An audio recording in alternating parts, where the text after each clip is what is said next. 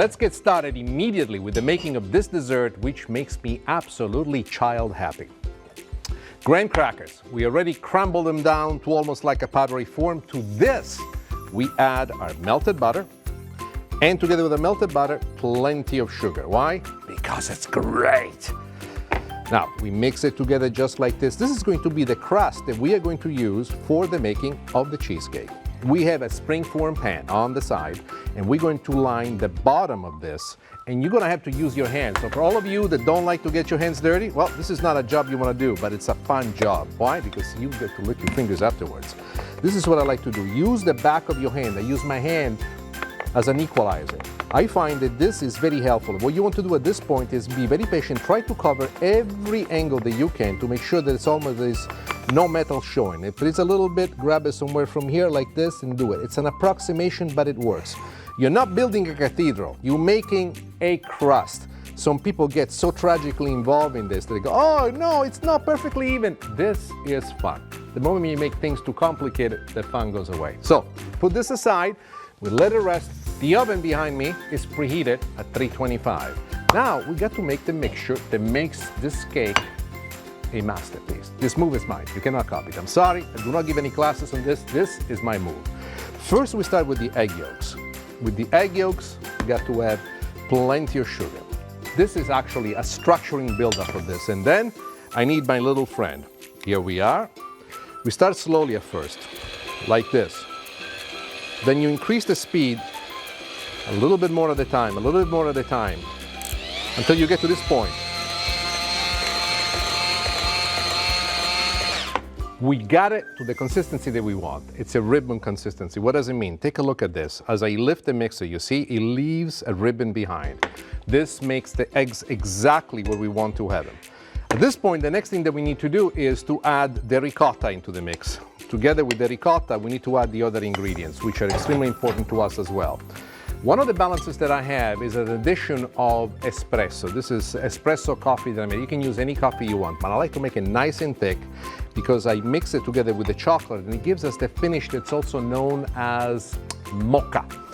Together with that, chocolate, and plenty of it, just like this. Together with the chocolate, a little bit of lemon zest. It brings out another dimension to it. At this point, you want to, once again, mix this, but first start slow because we want to cream the ricotta, but we want to do it gently.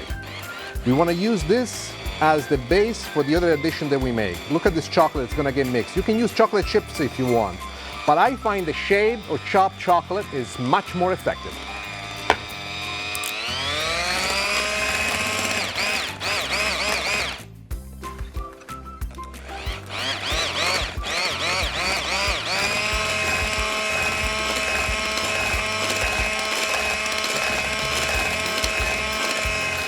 Now, we get the ricotta to the perfect consistency. The next addition is the most crucial and the one that requires the most attention. Ahead of time, we've beaten the egg whites to meringue-like consistency. Beautiful peaks. Now we have to fold them into the cake mixture. This is what a lot of people make a mistake. And the mistake is that they rush and they beat it very fast. What you want to do at this point is the most gentle approach. We've been beating the egg yolks with great violence, turning into a ribbon-like consistency. The egg whites are this consistency so fluffed up because they're full of air. This air is for us the structure that gives the cake its lightness. If you were to move fast and strong against it, ultimately you would have something that has a very flat consistency on the inside. The gentle approach that you have, the loving care on how you fold this from underneath and bring it forth, from underneath and bring it forward, will allow for you to have the perfect ricotta cheesecake, something that will make you say, I am as good as Nick Stellino. And you know what? You are.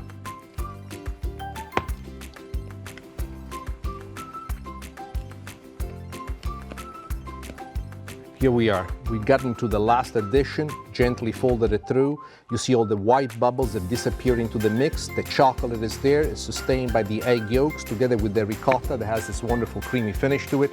All that we need to do now is to assemble it. This is a spring-form pan, which is ideal for this particular preparation. Now we pour it gently. Let it go to the center first. Let it spread out on its own.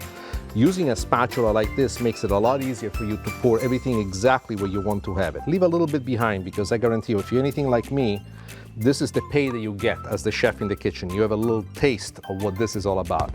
Then using the top, you spread it about. Now, let's talk about the temperature once again and the cooking time. 325 is the oven. We're gonna put this in the oven for exactly an hour and 15 minutes.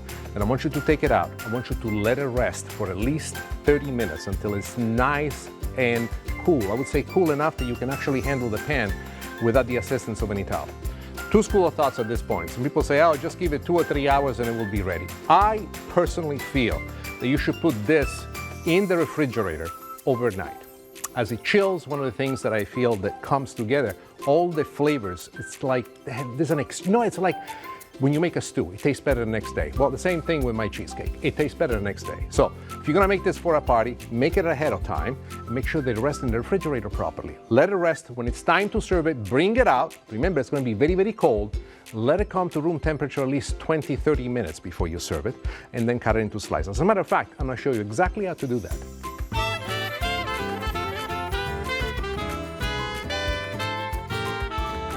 Cut the perfect slice. Look at this baby. She gorgeous of what? Now, I'm gonna let it rest here on top of my blade because I wanna give you a couple of tips that you're going to love.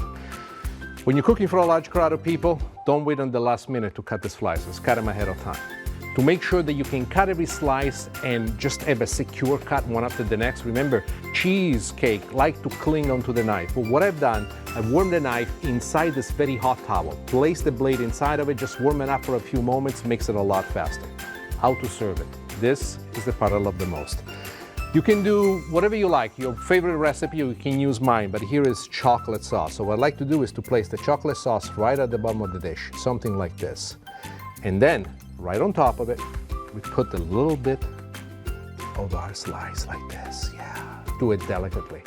Next to it, I love to put a little bit of the shade chocolate on top. You don't have to do this. It's overkill for someone, but to me, it's just beautiful. Then I fan a strawberry. I'll put the strawberry right on top of it, exactly like this. There you are.